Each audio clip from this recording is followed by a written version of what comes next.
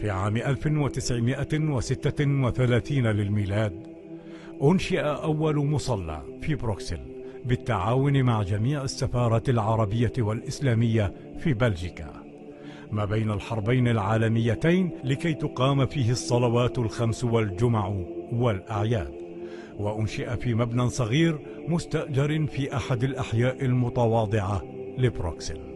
واستمر الحال على هذا النحو حتى كانت المفاجأة التي كان لها أثر شديد في هذه البلاد، حيث شب حريق في أكبر مجمع تجاري في بروكسل نتج عنه وفاة أكثر من 300 شخص. في هذه الأثناء كان الملك فيصل بن عبد العزيز رحمه الله يزور بلجيكا، فتأثر للحدث، فما كان منه إلا أن تبرع بمبلغ $1,000,000 لضحايا الحريق كوقفة إنسانية أظهرت سماحة ورحمة الإسلام وكيف يتعامل الإسلام مع الأزمات.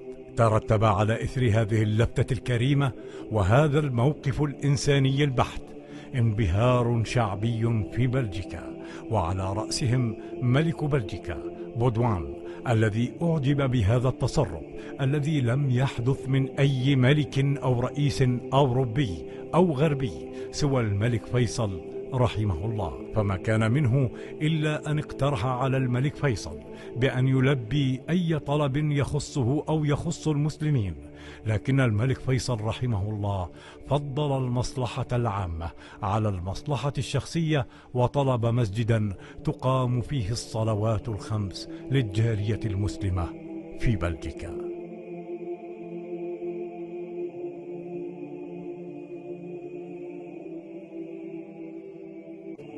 كان المبنى المقترح متحفا شرقيا وجزءا من متحف الآثار الدائم لمدينة بروكسل، الذي يقع في أحد أجمل مواقع العاصمة البلجيكية، وعلى بعد أمتار معدودة من مقر المفوضية الأوروبية والمجلس الأوروبي.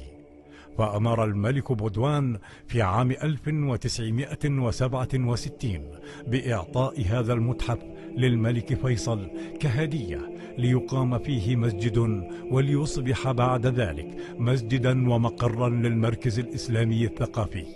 واعترفت الحكومة البلجيكية إثر هذه المبادرة عام 1968 ميلادي بالدين الإسلامي كدين رسمي في البلاد.